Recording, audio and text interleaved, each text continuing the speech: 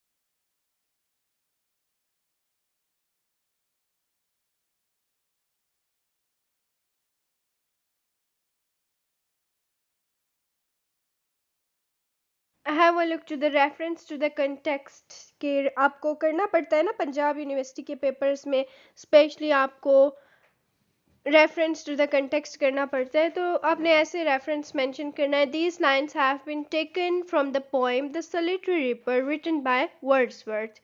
William लाजमी लिखिएगा, William Wordsworth. So context is, in this poem, context जो है आपकी पोएम की शॉर्ट समरी होती है। In this poem, the poet tells us the story of a lovely Highland girl who is working in the field and singing a song, and he is deeply impressed by her song and remembered the melody of her song even after he has left the place. यहाँ पर शायर की आपने अपनी feelings बतानी है, अपनी condition बतानी है कि उसने उस खूबसूरत लड़की को देखा, काफ़ी लवली अट्रैक्टिव लुकिंग थी वो, और वो वहाँ पर खेतों में काम कर रही थी। उसे बहुत ज़्यादा उसके सॉन्ग से वो इम्प्रेस हो जाता है, उसके सॉन्ग की मेलोडी से और सिंगिंग से, and he can not understand the language of the song. अब यहाँ पर एक बात नोटिस करें कि उसने उस सॉन्ग की लैंग्वेज अंडरस्टैंड नहीं कर सकता, but the singing was very impressive. लेकिन उसकी जो सिंगिंग थी उस शायर को बहुत ज़्यादा इम्प्रेसिव लग रही थी। But the sad beauty of her voice goes stretch to his heart, कि उसके दिल को छू रही थी। The atmosphere of the poem and the song of the girl as the part of the beauty of nature leave a lasting impression on the mind of the poet। और जो atmosphere थी उस पोएम में, और मतलब उस जगह की और सारी जो सीनरी थी, उसकी वजह से शायर के ऊपर क्या असर हुआ कि उससे बहुत ज़्यादा ब्यूटी से अट्रैक्ट हुआ, जगह की ब्यूटी से, और उस पर लास्टिंग इम्प्रेशन, हमेशा रहने वाले असरात छोड़ दिए शायर के दिमाग पे। So here is the explanation from line to line. Line number 1 to 4 में उसने कहा हुआ है, in these lines the poet tell us about a girl of Scotland. Scotland की वो एक young beautiful girl है. He tells us to look at the girl who is reaping grain and also singing a sweet song. कि वो जो है फसलों को बो रही है और एक बहुत ही मीठा गा रही है। He advises the passerby to stop short and listen to her song and pass very silently by her। कहता है, एडवाइस करे, यहाँ पे नसीहत करे कि जो कोई भी उसके पास से गुजरे ना तो उसको डिस्टर्ब मत करे, बल्कि आहिस्तगी से उसके पास से गुजरे, so that she is not disturb, ताकि वो डिस्टर्ब ना हो और इस तरह से वो अपनी सिंगिंग करती रहे, क्योंकि उसकी सिंगिंग बहुत ज़्यादा अट्रैक्टिव है। Line number 5 to 8, the poet says that the highland girl cuts and binds the grains in sheaves, and she is also singing a sad song, and she is very busy in her song as well as her work, कि किस तरह से वो वहाँ पर फसलों में काम कर रही है, उनको इकट्ठा कर रही है, और साथ ही वो एक जो है उदास नगमा गुनगुना रही है, और साथ वो बहुत बिजी है अपने काम में। And the poet once again advises the passers by to listen to her song, और कह रहे हैं वो जो वहाँ से गुजरने वाले लोग हैं ना, उनको नसीहत करता है कि इसका सॉन्ग सुनो, कितना ज़्यादा खूबसूरत है। He says that the whole deep valley is echoing, कि जितनी भी वादी है ना उसकी आवाज़ से गूंज उठी है विद हर स्वीट सॉन्ग, उसकी जो इतना मीठा वो गा रही है। And the whole dell is listening to her sweet voice, we should also listen to her song and enjoy it. Dell means वादी, वहाँ पर जो पूरी वादी है उसके स्वीट सॉन्ग को सुन रही है, एंड देन हमें भी उसके गाने को सुनना चाहिए और एंजॉय करना चाहिए। From line number 9 to 10, he says in the given lines the poet compares the sweet song of the girl to the that of a nightingale, and nightingale is considered a sweet voiced bird. Nightingale का तो आपको पता है ना कि बुलबुल को कहते हैं, तो इसकी जो खूबसूरत आवाज़ है उसको नाइटिंगेल से कंपेयर किया गया है। The poet says no nightingale has so far sung as melodious as song as the girl sings, कि इतना ज़्यादा तो बुलबुल भी खूबसूरत नहीं गुनगुनाती जितना प्यारा ये लड़की गा रही है। when the some group of tired travellers reach the shady place, यानी वहाँ पर जो सफ़र करने वाले एक सायेदार जगह पर जब आते हैं थके हुए, in the Arabian desert, Arabian सहरा में, the nightingale welcomes the caravan with its sweet song, तो जो नाइटिंगेल है उन लोगों को वेलकम करती है अपने स्वीट सॉन्ग से, वो जो बुलबुल है अपने स्वीट सॉन्ग से उनको अट्रैक्ट करती है। एंड इट इज़ ऑब्वियस, कितना नुमाया है, that commonly there is no nightingale in the desert, but if there is some oasis, and it is but natural that a nightingale is found here. And so when a tired karma reaches any oasis or shrubby area, the nightingale welcomes it, and the poet says that the voice of the singing girl is rather sweeter than that of nightingale, कि वो लोग कितना ज़्यादा थके हुए होते हैं but फिर भी उसके सॉन्ग से अट्रैक्ट होते हैं। एंड देन फाइनली वो कहता है कि उसकी सिंगिंग इतनी ज़्यादा स्वीट है कि इतनी ज़्यादा स्वीट तो बुलबुल भी नहीं गुनगुनाती। Line number 13 to 16. These lines show a comparison between the song of the girl and song of cuckoo. And he says that such a sweet voice was never heard from the cuckoo even in the spring season. यहाँ पर एक और bird का जिक्र किया गया, कहते हैं कि इतनी खूबसूरत आवाज़ जो है ना वो कुकू की भी नहीं होती, वो भी इतना प्यारा सिंग नहीं करता जितनी प्यारी आवाज़ इस फीमेल की है। And the song of cuckoo is always very sweet, क्योंकि वो स्प्रिंग में गाता है। वृंदा तो कहता है कि उसकी आवाज़ जो है ना हमेशा स्वीट होती है, but the voice of the girl who was singing was sweeter than the cuckoos, लेकिन उसकी आवाज़ जो है उस कुकू से भी ज़्यादा स्वीटर है। एंड अब यहाँ पर देखिए स्वीट से स्वीटर उसने कर दिया। The voice of the girl was so sweet that it broke the silence of the seas and of the far off island on northwestern coast of Scotland, and these islands are never disturbed by any storm. But the voice of the girl intruded into the silence of this group of islands, and this was because of the praiseworthy song of the girl, which even affected the seas. समंदर की जो खामोशी है, सकूत है, उसको भी जो उस लड़की की आवाज़ है उसको तोड़ रही है, और साथ ही साथ वो जो वहाँ पर आइलैंड है north western coast of Scot का, तो वहाँ पर किस तरह से अब उसकी आवाज़ इतना ज़्यादा सबको दिलकशी का एक एहसास दिला रही है। इवन देन चीज़ों को एटमॉस्फेयर भी है वो भी प्लेजेंट लग रहा है उसकी आवाज़ से। और ये जो जजीरा है कभी भी किसी स्टॉर्म कहते हैं तूफान से डिस्टर्ब नहीं हुआ, लेकिन इस लड़की की आवाज़ से ना वो भी डिस्टर्ब हो गया है, मतलब वो भी अपने आप को रोक नहीं सका उसकी तरफ अट्रैक्ट होने से। और ये जो चीज़ है ना बहुत ज़्यादा प्रेस होती है, काबिल तारीफ है। Line number 17 to 21, in this lines the poet tells us about the language of the song.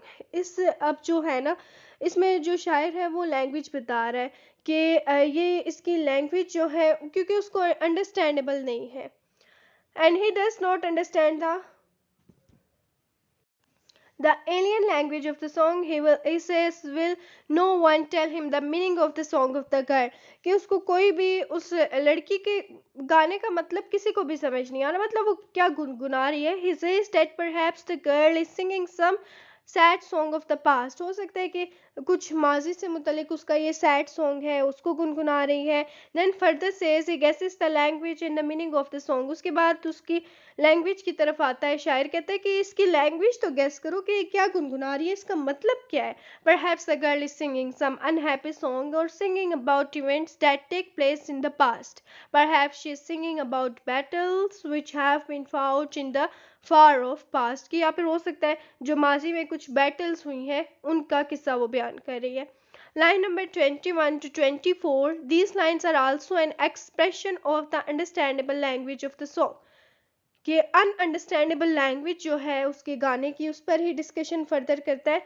And the poet again guesses at the theme, कि शायर जो है उसका थीम गेस करे कि इसका थीम क्या है, यानी इसका मरकजी ख्याल क्या है। Perhaps she is singing a simple song on some ordinary matters of the present age.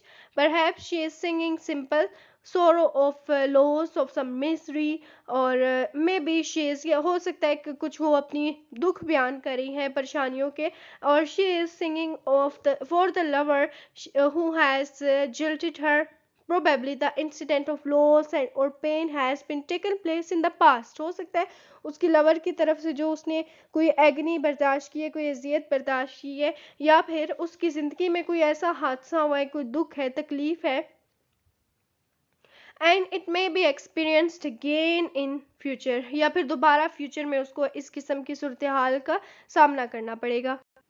Line number 25 to 28 में शायर कहता है these lines also show that the poet did not know the theme of the song. He says whatever theme she sang, irrespective of that, it seems that the song of the young girl would not come to an end. कि मुझे नहीं पता कि वो क्या गा रही है, लेकिन वो जो भी गा रही है ना, तो मैं जो हूँ बहुत ज़्यादा उसकी तरफ अट्रैक्ट हो रहा हूँ। और कहता है कि हो सकता है कि उसके गाने का कभी इख्तिताम ही ना हो, और irrespective कहते हैं बावजूद इसके। The poet says that he saw the girl busy at her work and also singing while reaping with a sickle and in bent motion. और जब वो लड़की झुकती है और काम में बिजी होती है, तब शायर उसकी तरफ और ज़्यादा अट्रैक्ट होता है कि वो कितनी ज़्यादा खूबसूरत लग रही है। Then finally, line number 29 to 32, there are the concluding lines of the poem. यहाँ पर नतीजे की तरफ आता है शायर, and he says, the poet says that first he listened to her song standing still and motionless. कहते हैं कि वो गाना गुनगुना रही है, still खड़ी है, motionless है, but as he mounted up the hill of Scotland, and the tune of the song was so sweet that it struck the heart of the poet. और जब वो ऊंचाई की तरफ हिल ऑफ द स्कॉट की बात करता है, तो कहता है कि वहाँ पर जो एक सिचुएशन है शायर की ऐसी है कि जो उस लड़की का सॉन्ग है वो उसके दिल को छू रहा है, and he was so impressed that he carried the melody of the song with him long after the song was ended by the girl. Actually, the poet, being a poet of nature, was profoundly impressed by this silent scene, and he remembered this song for its natural melodious effect. अब यहाँ पर जो इसको बात किया गया है ना, पोइट ऑफ नेचर, के पोइट ऑफ नेचर है, ये हमेशा नेचर पर लिखता है, फ्लावर्स पर लिखता है, उनकी ब्यूटी पर लिखता है, और नेचर कुदरत पर, और कुछ ये ऑब्जेक्ट्स ऑफ नेचर पर भी लिखता है, जिस तरह इसने यहाँ पर इस पोइम में इमेजरी हमें दिखाई है और एक पिक्चर दिखाई है, मंजर कशी की है बहुत खूबसूरती से। तो ये जो विलियम वर्ड्सवर्थ है, he is the poet of nature, और कहता है मैं जो हूँ उसका सॉन्ग जो है इतना ज़्यादा मैं इम्प्रेस हुआ हूँ उससे, और ये जो है एक कुदरती सीन नज़ारा शायर ने दिखाया, और ये नेचुरल मेलोडियस इफ़ेक्ट है, ये कुदरती इफ़ेक्ट है जो कि शायर ने हमें शो किया है। I hope this poem is clear to you. So do not forget to give your views in comment section and stay connected to my YouTube channel. Or okay then, Allah Hafiz, take care of yourself and good night.